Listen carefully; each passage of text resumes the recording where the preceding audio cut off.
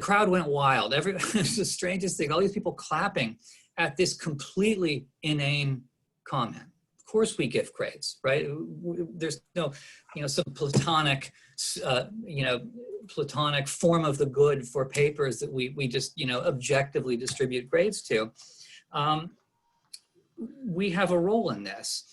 I've heard my colleagues on this campus at different departments say, well, we're letting in students now, but they're just not good enough. They're not as good as the students we used to let in, or they're not ready for college. And as a result of that, they're flunking out. These are all quotes I'm reading from people, right? We admit them, we accept their money. We may have to change how we teach as well, I would argue. Let's not blame the victims of No Child Left Behind. And then sort of a final thing that bothered me about this. I heard that there was one faculty member who gave students in the class about 9 or 10 papers, something like that over the course of the semester, perfectly reasonable type of assignment. The students do the papers, they're writing on important subjects, cool. If you miss one paper, you flunk the class. So you could get A's on 9 of the papers. 9 of the papers, and miss one because of whatever, a breakup, or because you screw up, because your alarm clock, whatever the case may be, and you fail the class. Where is the relationship between the grade and the student learning there? It seems absolutely non-existent. So I was very dissatisfied with this whole exercise in grading. I found grading very stressful for me to do, and started reading what people out there in the profession who I respect a lot. A historian named Kate Denial is one. If you're active on Twitter, it's worth following her, Kate Denial. And Kevin Gannon as well, another historian. He goes by the Twitter handle, the Tattooed Professor. If you've seen The 13th, he's the white historian with all the tattoos in that video.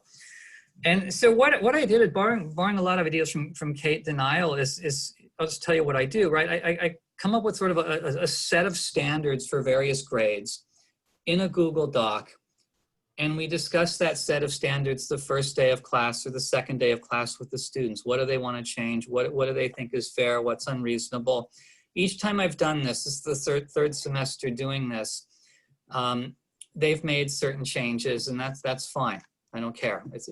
I'm open to whatever they want to suggest. So we have this standard that they have some ownership with, and then they go through and do their work. I don't give tests. I don't give quiz. I have students write. I have them keep journals in all my classes, about 300 words a week, and I have them write essays where I'll give them kind of wide open topics. I don't grade those papers, but I do make extensive comments, suggestions, criticisms. I write a lot more than I've written in the past over the years about how to write better papers.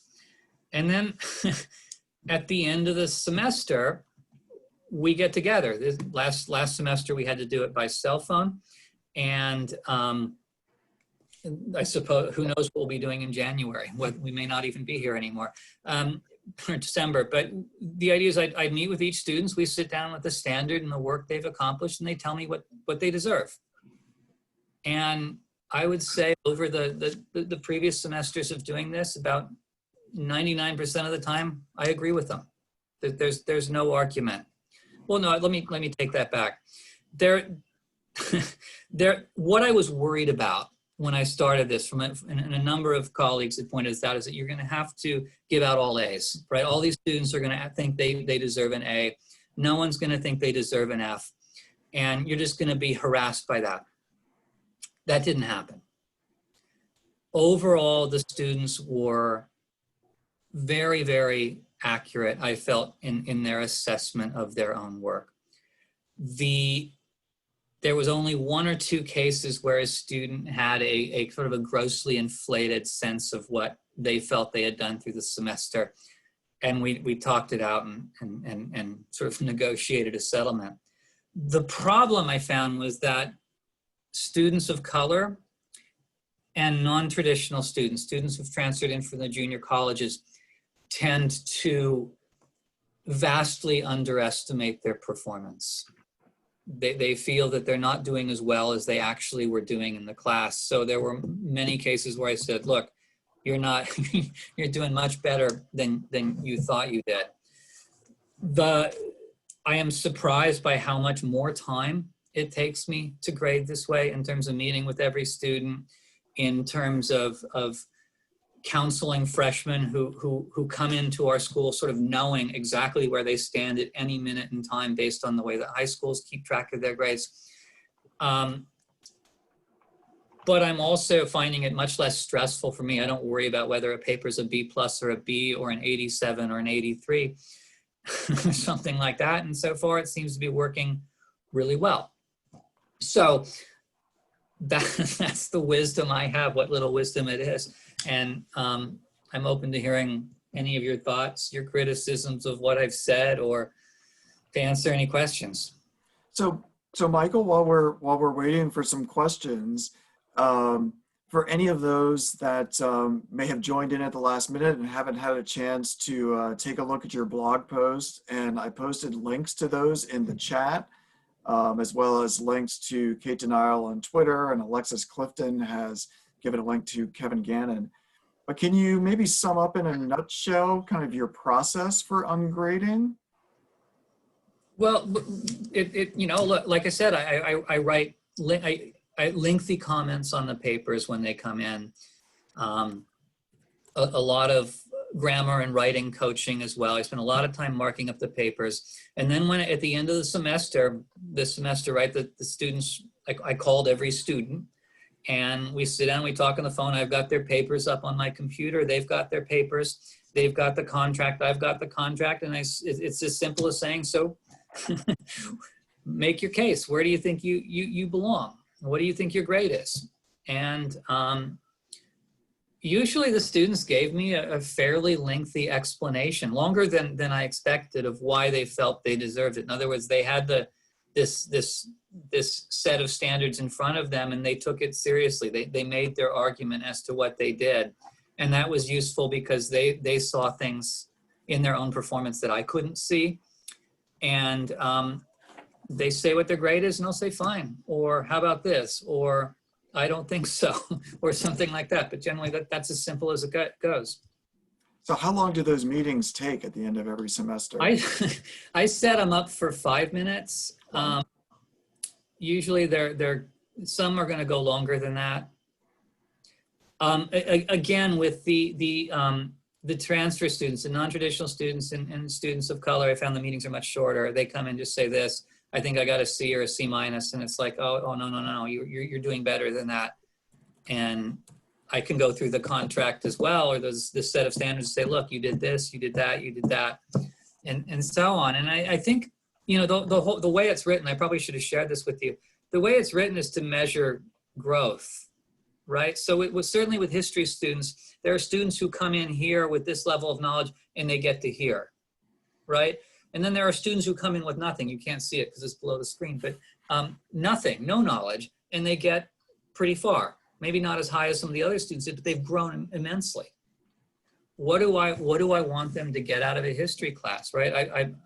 None of us any longer focus on memorizing and regurgitating facts. That's just not what history is, right? History is nothing capable of being memorized, as R.G. Collingwood once wrote, right?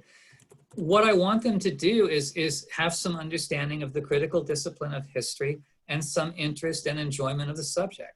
That's my goal as an instructor. And I think this set of standards comes closer to measuring that than me writing, oh, that paper's an 87 and this one's an 83, giving this quantitative score to something that's absolutely not quantifiable.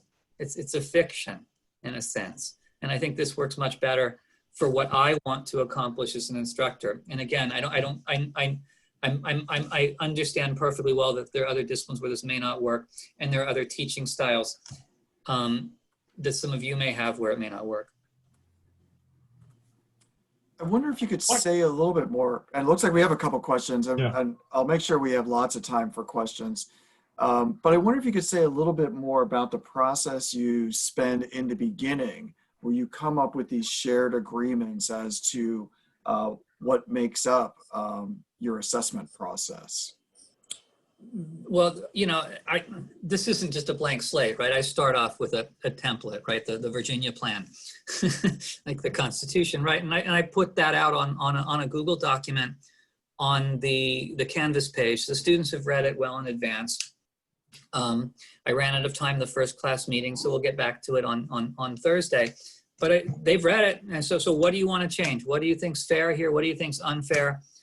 This is your chance to alter or change anything you want to change on this.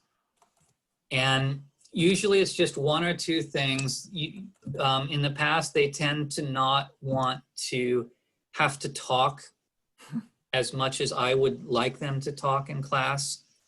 And I make the point that there's different ways to participate. There's the chat that I'm watching right now. That's why you see me looking off to the side all the time while I'm doing this.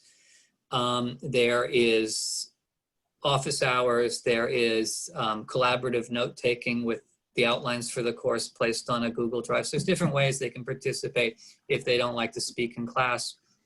So I'm not sure I'm answering your question, but that's the process. It sounds like you start off with a document and you negotiate with students. So. Mm-hmm. Right. One other question I wanted to ask is, now you've been doing this before we pivoted to remote learning. And one of the things that we have heard repeatedly from some faculty members during the period of remote learning was that this was increasing students, this was increasing the incidences of academic dishonesty, let's say. And it seems like your method would really prevent that, or I should say this ungrading method. You made it very clear that other people had been doing this before you. But it seems like this ungrading method would make it very difficult for students to cheat, that you are coming up with an agreed set of terms as to what students need to do in order to get a grade. So I wondered if you saw any differences or any advantages of this method, particularly with this pivot to remote learning. I've never had problems with cheating before this or after this. I think a lot of cheating comes when, in history classes, when you ask the same question that's been asked a zillion times before, and there's plenty of answers to that on the internet, right? Or in humanities, where you ask, compare Plato and Aristotle or whatever, and there's, they find that on the internet. So I think if you're a little more imaginative in the questions you ask, you can prevent all your cheating right there. But you're right, the journals, there is a case where a student in a journal just copied something. We were reading Augustine or Aquinas in humanities, and I find Aquinas hard to read, difficult to read. And so did this student. So she just had gone to Wikipedia and copied something. We had a little talk, and that was that. She never did it again. I made the point that in your journals, talk about why you find it difficult. And talk about what you find difficult, and that's better than trying to steal someone else's idea, which I'll catch, by the second sentence of what I'm reading. So I didn't have a big problem with that before. I really don't have a problem with it now. But I hear what you're saying about giving them some ownership of it. But they still get, they cheat in the past, right? They get cheat because they get stressed out, and they can get stressed out over this too.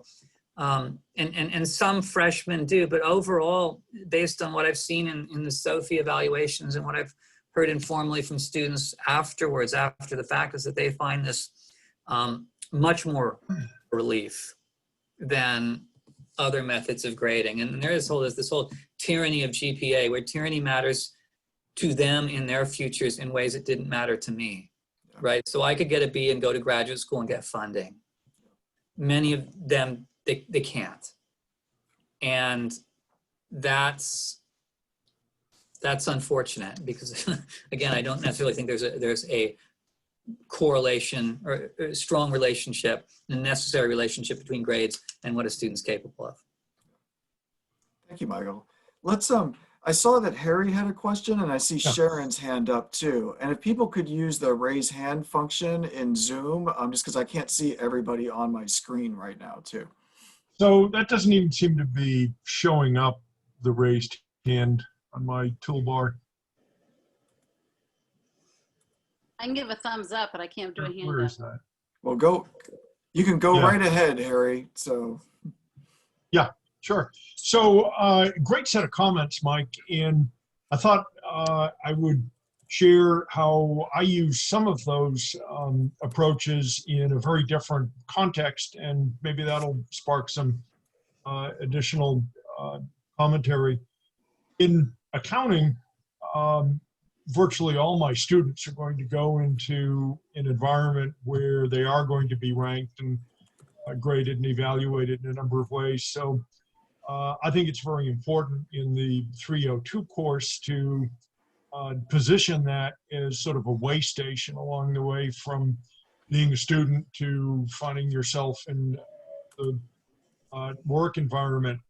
One of the features of an evaluation in a business workplace is the so-called 360 degree evaluation, where your supervisors, anybody who's reporting to you, and some self-reflection on your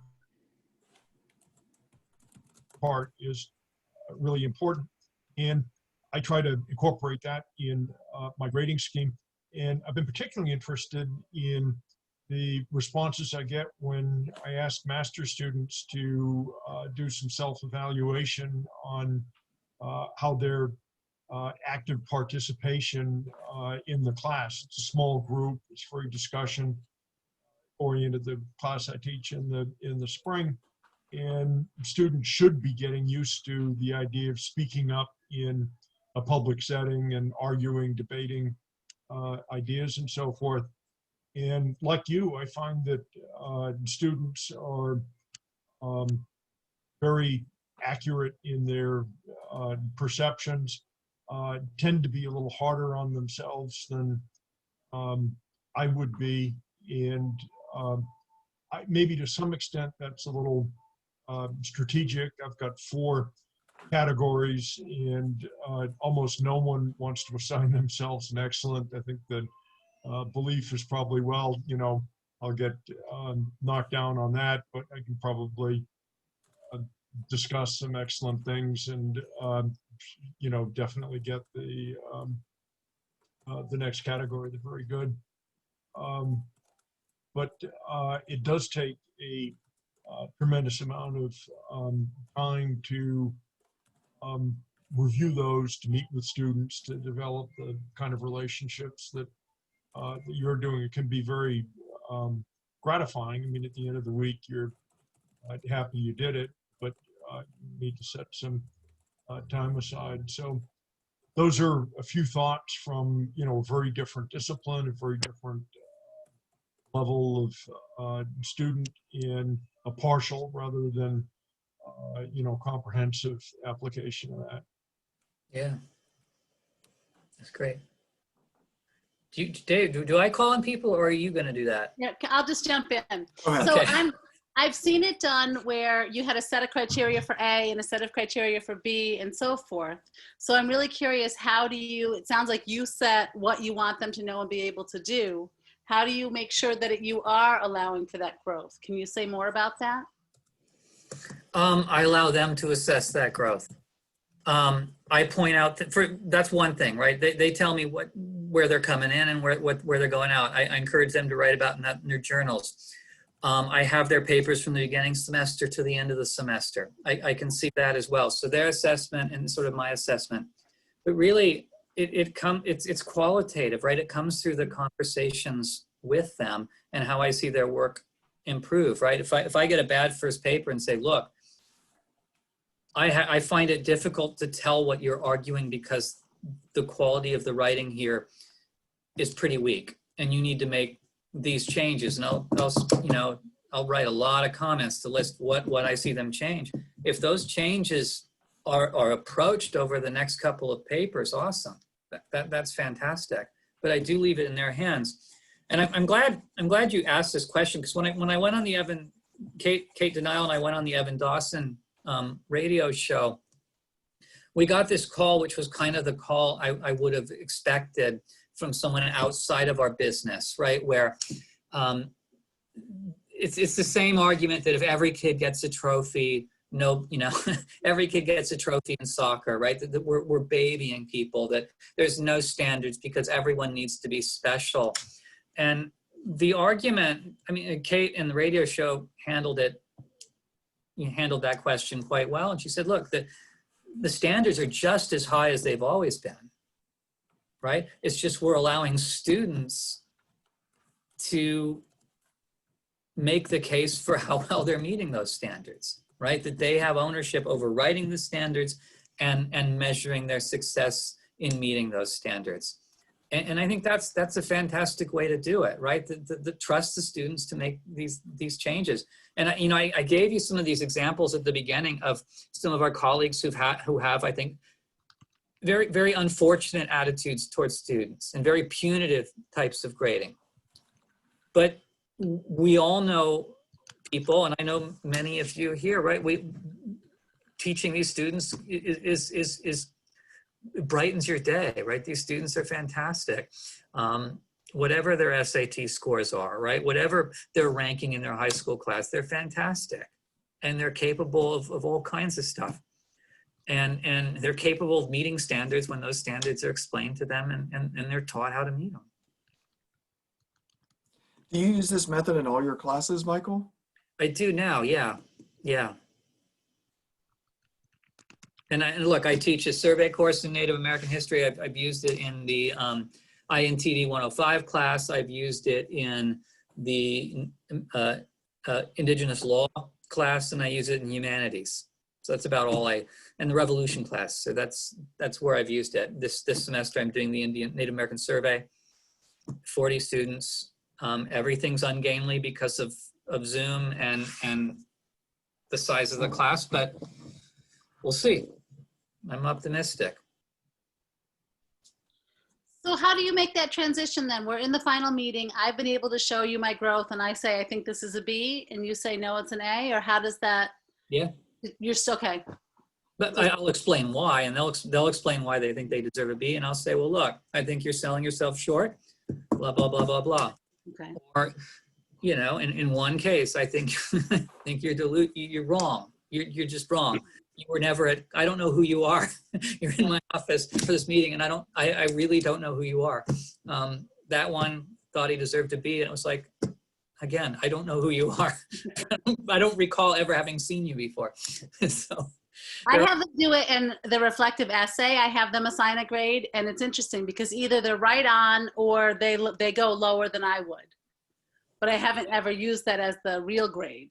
yeah, and I should, things are, you know, I've been running this week, but I think that one thing I do is I ask them in their last journal to sort of, I give them 4 questions about, you know, what did you know coming into this class? How much have you learned? And so on, to kind of reflect on the entire semester. And I find those entries very frank in terms of them being willing to criticize themselves and talk about what they might have done better. But also they're really a great check on what I'm doing. And from this style of grading, I can see really well that I don't teach Aquinas very well. You know, I can see where I'm falling short quite clearly, better than in any other method of grading that I've ever used. It's like Ala has her hand up.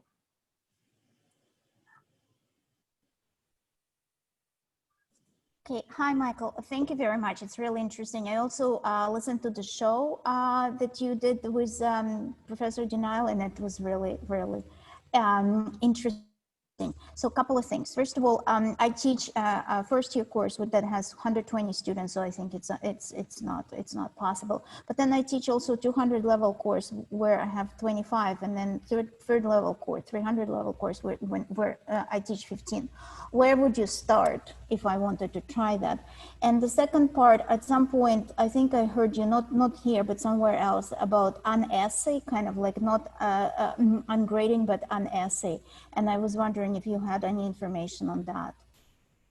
Yeah, You know who you should talk to about these on essay project is my colleague Yvonne Seal. Right. Okay. Has these students do all kinds of alternatives to papers that require research. She's really doing really cool stuff there. I don't do that. I mean, I'm still having them in the history classes, writing history, the upper division history classes. I think it's valuable to learn how to do a research paper, so I have them doing that. But for the first part of your question about the starting point, I think that what helped me was to kind of come up with a list of like what really do I want them to learn, right? Not our general education learning outcomes, right? I mean, I put those on the syllabus because, you know, I'll be dragged away if I don't. But what really do I want them to know? What do I want them to leave the course with? And just kind of, you know, I just came up with a list of bullet points of things, right? Skills, you know, and knowledge and things like that. And having a firm grasp of that was, I think, essential to starting this, right? I think it's also been helpful having college students in my house, right? My third kid's in college now, and seeing how 18 and 19 and 20-year-olds approach their work, to get a sense of how kids are changing since, you know, my oldest was born in 1988. My youngest was born in 2010. So I've seen different crops of children pass through, and they are different, right? But to have a sense of who I'm teaching, right? Mm-hmm. I find it absolutely repellent is when I hear someone say, well, these students we're getting today, they're just not good enough. They can't write their way out of a paper bag, or they're not college ready. They don't have the study skills. Okay, then we shouldn't admit them in the first place. But we are admitting them. We're collecting their money. That money is a hardship for most families, right? It is mine, and we're reasonably well paid. We accept that money. Then the onus is on us to change how we teach, right? If what you had done for 50 years worked and now it doesn't work, well, you can't just sound like some old person yelling at kids or yelling at the clouds. You have to change how you teach. You have to teach differently. And I don't see, I should say this very carefully, I know people in this profession who don't do that and who continue to yell at kids. And I think to come back to your really fair question, Al, it was just a change, getting a change in attitude and being clear what I really want students to walk away with was the first step. I can see how it'd be 120 students would be prohibitive to doing this, right? Because there's just too many students to meet with and all that. At least as a starting point, I think it's Yeah, a no-go. I do it with, you know, hums capped at 35, and I usually had some overloads, so I probably had 100 students I sat down with or spoke on the phone to last semester, and that's usually my average. It's doable. It takes a good chunk of finals week to do that, but I find, first of all, I enjoy speaking to them in this context. Mm-hmm. I enjoy hearing them talk about what they think they did well. It's uplifting for me at a time of the semester that's usually kind of stressful. It's worth it. I mean, the expenditure of time, which is greater, is I don't see as a burden because I find my teaching time is more pleasant. I'm just going to quickly follow up on that. So what I do in my 200 and 300 courses, I meet with students all like at least once or twice in semester individually every time. I do not meet with them at the end. So do you do that as well? Do you kind of how do you ensure that they actually grow if they don't? Well, I can't make them grow, right? Right. Yeah. It's in their hands. But you know, they come, the door's open during the semester, and I try to emphasize that they need to ask for help. They should never do an assignment if they don't know what if they're unclear what I'm asking of them. They do attend office hours. They attend the chats pretty religiously, and there's a lot of questions that come up during the chats using the Canvas, you know, the thingamajig on Canvas for chat.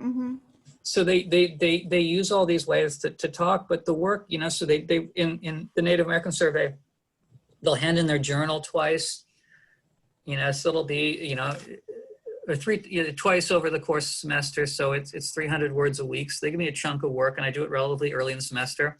Then they have the papers they write over the course of the semester, and usually I do one fairly early.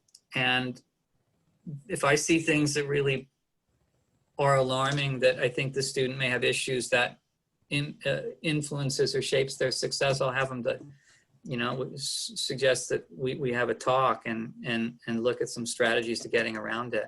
Okay. So, you know, I think what you're doing is fine, right? It's less important that you meet when you meet them probably than where you meet them and how you meet them. Right. And it sounds like that was kind of getting at the crux of Allah's question too, is how do you have that baseline level of assessment to actually know that they have grown and achieved some learning? But with history, there may not be a baseline, right? I mean, in Native American history, God knows everything they are taught, if they are taught anything at all, is wrong in this state. That's just a fact. You know, I'll fight anyone who says otherwise. It's all crap. So they have to unlearn whatever they learn. Fortunately, well, unfortunately, most schools won't teach them anything about Native Americans anyways, because then they'd have to explain why, you know, there's no Native American people left in Nunde or Cohocton and all these Geneseo, all these places with Native American names. So there is no baseline, right? And I don't like having a baseline. I mean, I think I go to where they are. They don't come to where I am. Right? So if they know nothing, fine. That's awesome. I'll start there. Okay, you know nothing. At the end, you knew this. I may have the Civil War buff, right? We had one of those guys in our department, right? He's a precocious student, a talker, a Civil War reenactor. He knew everything about parts of military history. And he had a lot of knowledge, a lot of baseline knowledge. He may not get as far. He may not grow as much, but he's still growing a lot. So the relative growth, I think, is an important thing to measure. There's a couple questions in the chat, and I see Andrew has his hand up. But Minette had a question that Sharon wanted to know too. Just if anybody has tried this on a single assignment to start with, as opposed to like jumping all in with the entire course. I was even going to answer that because I did do that a few years ago, where I decided I'm tired of trying to read handwritten final exam essays that, you know, half the time you can't read what the student has written. And so I decided, you know, what would it be like to just do an oral exam with a student instead of a written exam? And I blocked out, it was like 20 or 25 minutes for each student in the class. I think I had 30 or 35 students. And I figured it seemed like a lot of time at the moment, but then I also thought, well, I'm going to spend 3 hours sitting in a room for the exam and then another however many hours grading these essays. And so instead I had these 20-minute meetings, and I had given them, you know, here's lots of things from the semester that we could talk about. And, you know, we had a conversation in my office about theories. How would they apply the theory? How did it connect to past discussions in class? And then at the end, and they knew this was coming, and I said, well, you know, how do you think you did on this exam? And here's the rubric, and I've been, you know, jotting some notes. You know, what do you think based on the rubric that you know, that we had talked about in class? And, you know, similar to what Michael was saying, most of them were spot on. There was, you know, a number of them who, you know, didn't have a lot of confidence and, well, you know, maybe a C, and they had like, you know, given really compelling answers and responses. And then a couple who were clearly unprepared but still thought they deserved a really good grade. But it kind of like those conversations Michael was referring to at the end of the semester, for me, when I was done, it was a much more pleasant experience. It wasn't the whole class kind of grade negotiation and things. but it was a much more pleasant experience from a final exam process. And the students also seemed to enjoy it. And it was a fun way to end the semester with each individual, as opposed to standing in the front of the room and having them throw a blue book at me and say goodbye, have a good break, and walk out. So I really enjoyed that process. So I did have two questions for you, Michael, that I was wondering about. One, I was wondering if we could go back to that rubric or criteria, and could you even just tell us, like, what are some of the kind of the big categories or factors that you discussed with the class? And the other, what about the hyper grade oriented student who your process right now is actually increasing their anxiety because there's all this sense of uncertainty? How do you kind of mentor, coach those folks? Yeah, the second, let me answer the second part first. It's usually just like, chill out, dude. I just talk with them and say, look, this is a different way of doing it. I understand why you're stressed. And again, I can see that with the way my kids check their high school thing with, hundreds of things listed for every class that they get points on, and knowing exactly where they stand at any moment in time. I just talk. I just explain it to them, and I say it over and over again. And in the comments, when I write comments on the papers, I do believe they all have potential, right? I mean, everything's about how you can get better at it. And I mentioned this in one of the posts, right? In the past, I would write things, so I'm writing these comments on these papers saying, you need to develop your argument better. Well, what the hell kind of comment is that? How useful is that to a student? That's like, well, what's an argument? What do you mean? And there's a lot of teaching that has to go into that, right? So I think just communicating is I wish I had a better answer, but just talking to them is the best way of dealing with that. As far as the first part with this document we draw up, I start with and I borrowed this largely from Kate Denial. And I think she's put a version of it on her website. But I start with C, B, and A, right? So a C student will do these things. They'll show up for class as regularly as they can. They'll have the reading done and they'll participate in discussions. They will do written work that shows argument and thought that is supported with evidence from the readings, and that they'll do outside reading in the subject. And B is a little bit more, they meet the standard of C, plus they do these things, A, so on and so forth. And then after I go through C, B, and A, then I get down to the D and the E. And it really kind of comes down that that failing the course requires a positive act of will. You have to choose to fail. And I think that's, so again, I list what I want to see in class. I want them to write well. I want them to argue. I want them to have some basic knowledge of the historical narrative or the subject we're talking about. I want them to be able to present that knowledge in sort of the formal setting of writing, but also in the informal setting in discussion. And those qualifiers are listed under every grade, sort of doing it better at all, towards the students who would get an E, where they don't do any of those things, right?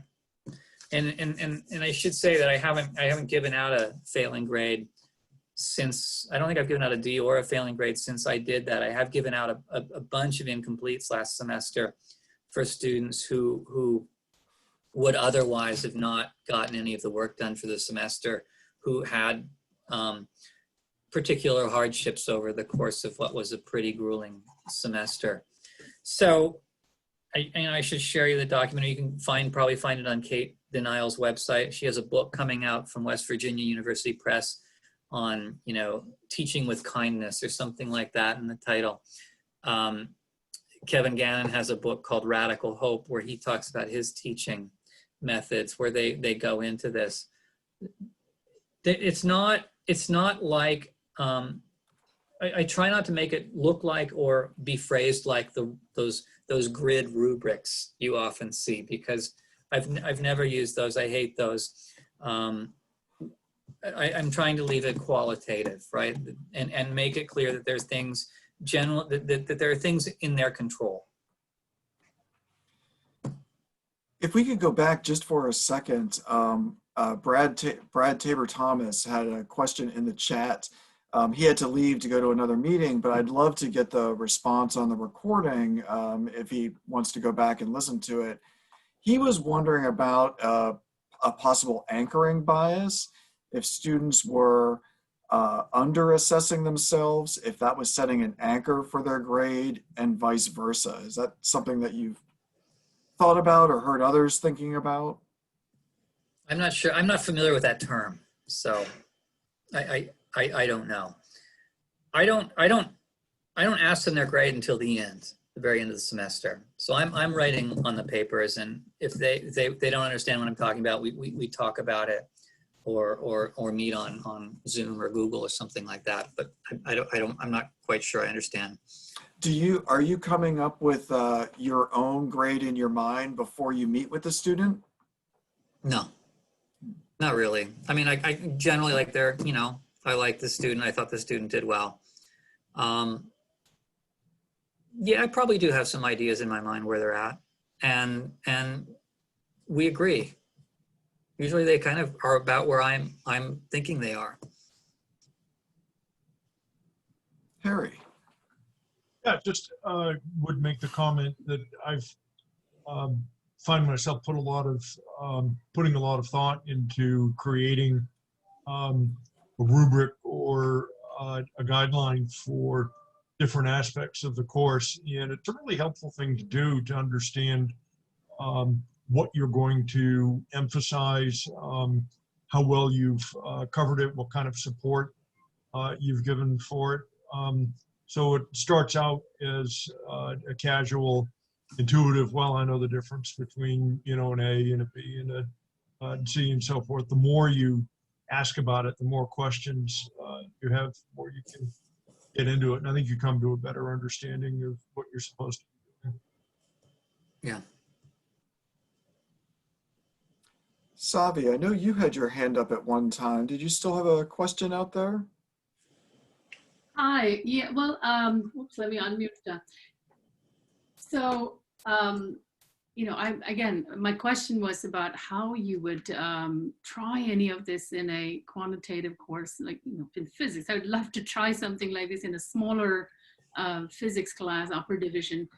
I don't even know where I would begin. So I wonder if, Michael, if you have thoughts about that. I don't, but there is a guy, a math professor, who's doing a lot of writing on this, and I'll have to run him down for you. Okay.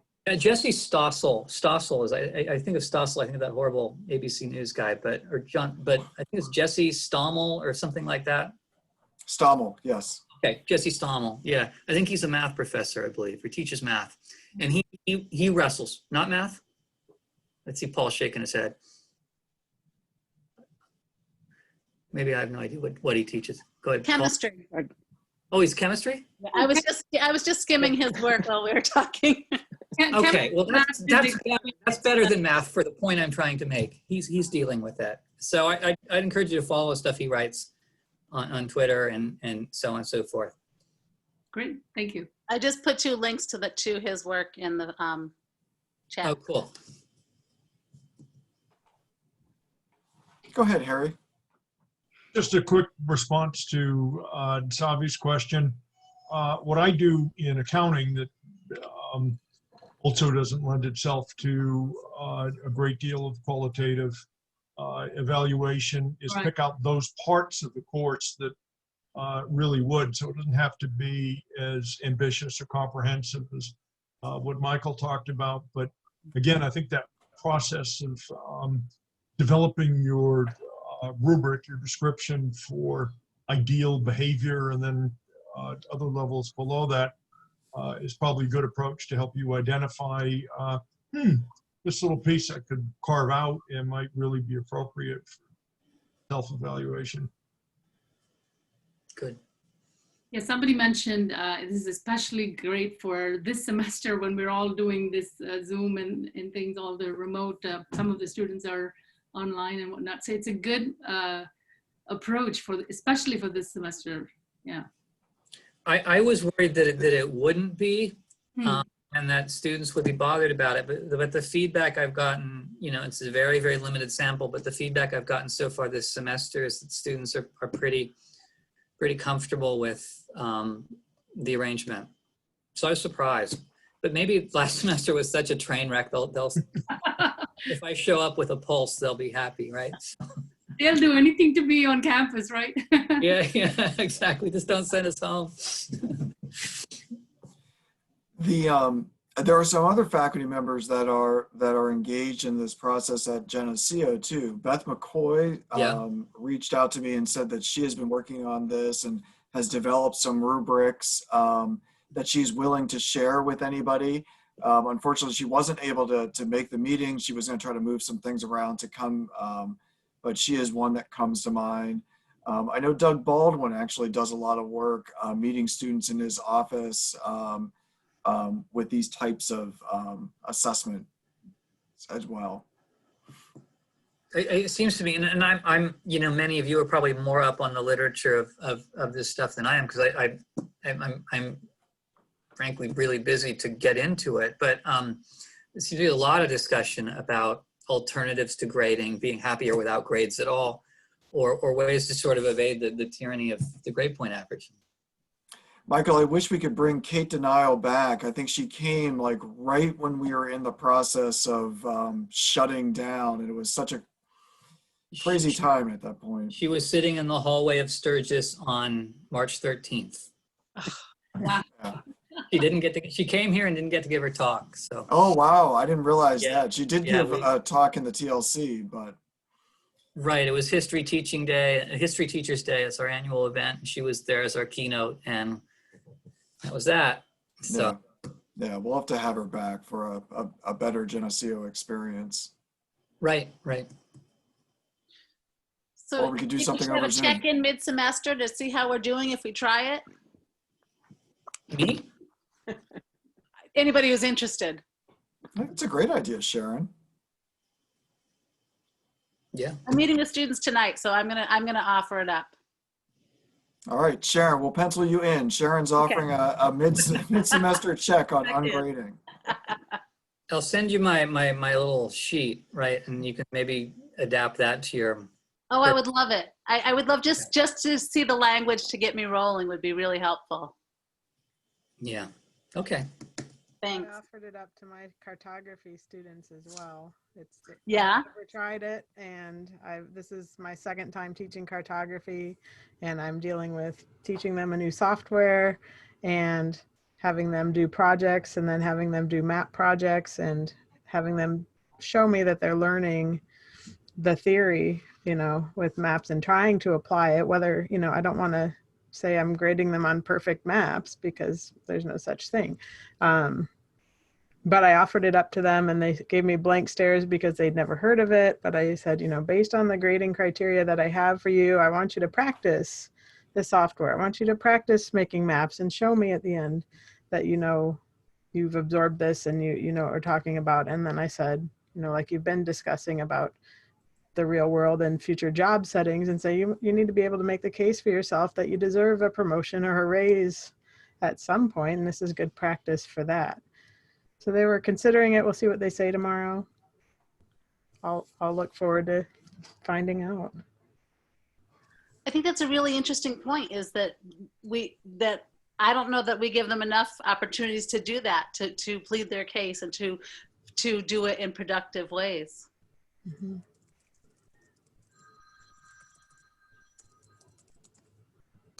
Well, somebody has a phone call.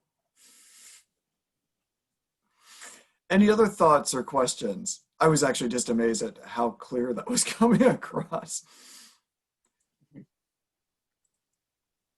Michael Restivo was asking if you'd be comfortable sharing any materials with the group, and I think that goes for Michael Oberg or anybody else. Sharon, anybody that's working on this. Sure. Yeah.